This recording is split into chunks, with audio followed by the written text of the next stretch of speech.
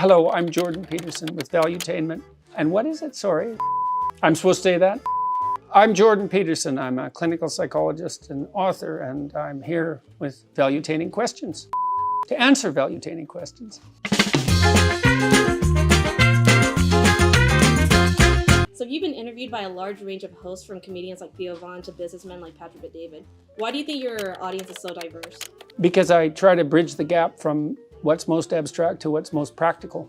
And so everybody can participate in part of that. What was your influence on your daughter as she creates a mass platform of her own? Support and encouragement and belief that she could do it.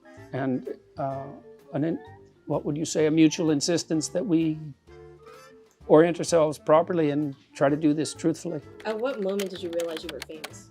Pretty much the day after I released the first videos I made on YouTube, voicing my opposition to some Canadian legislation. There were reporters literally lined up down the street, like a block. It was ridiculous.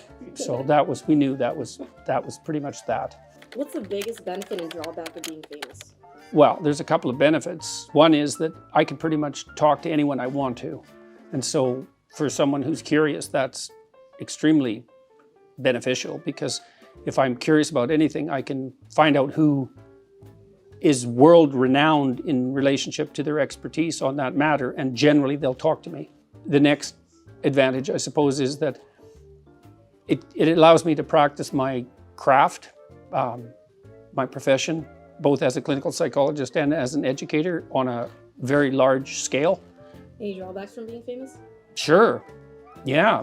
The danger of a misstep, the cataclysmic danger of a misstep, casual misstep, and then it makes doing ordinary things in some ways impossible. So, for example, I can't really walk to my local corner store with my wife, and I never really remember this because I just assume I can, but I really can't, because it's invariably the case that someone will recognize me, and then there's an intense interaction, or 2 or 3 or 10, and I'm not complaining about that, but it's not nothing, and it makes the invisibility of daily life that's disappeared.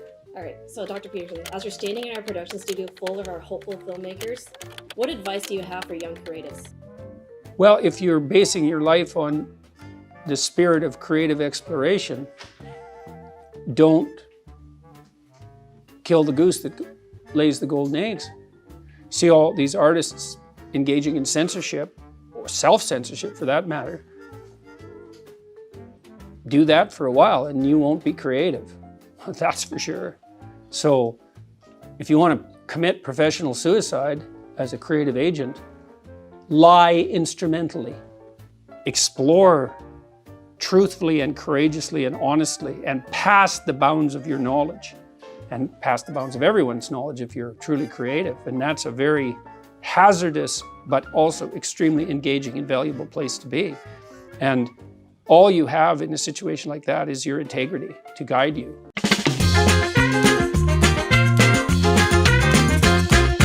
Do you have any tattoos?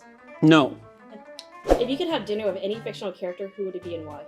Stavrogan from The Possessed, Dostoevsky's novel. Who is your favorite comedian? John Cleese. Theo Vaughn's pretty damn funny.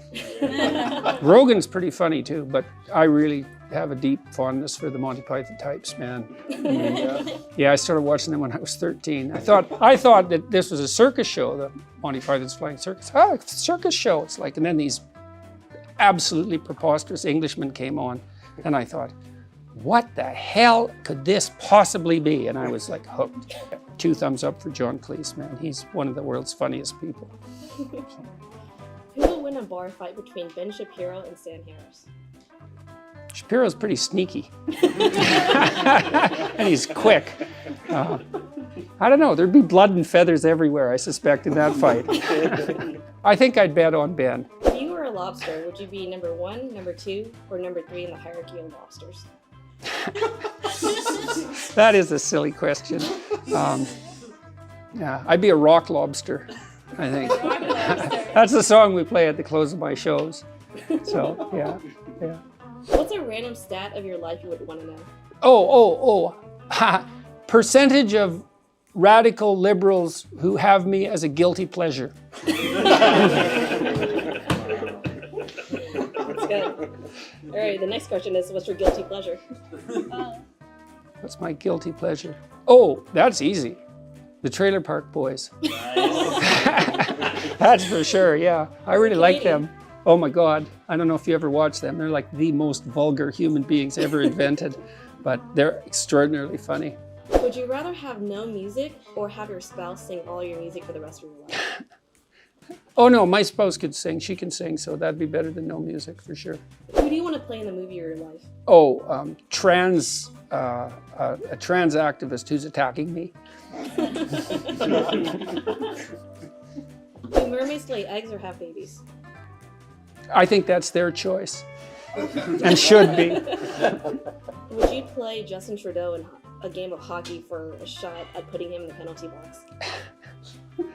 He's in pretty good physical shape. That's one thing you got to say about him, and I'm kind of old, so yeah, probably. Not to put him in the penalty box, but I wouldn't mind giving him a hip check into the boards. Thanks for listening.